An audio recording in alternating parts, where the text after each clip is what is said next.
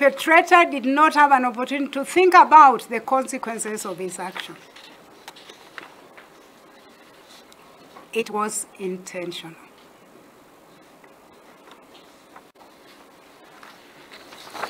It was not a defensive act.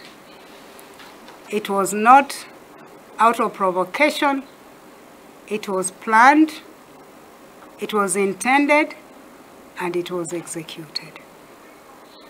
The act of murder is a heinous crime that challenges the moral fabric of society and demands justice. And so it is not just a loss to the immediate family. Of course it is in the highest degree, but it's a loss to the society. And so, based on everything I have said,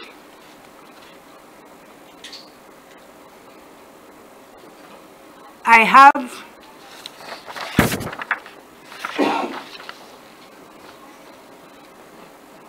ordered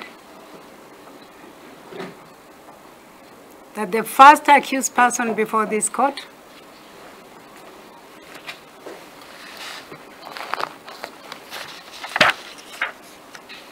being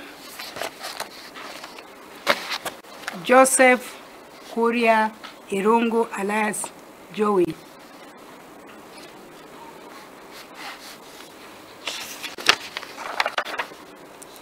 shall suffer death as provided for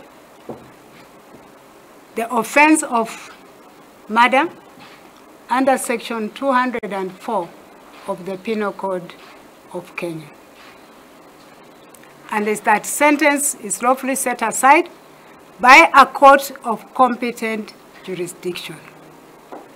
That is the order of the court. Na dakika nini tu thutha wa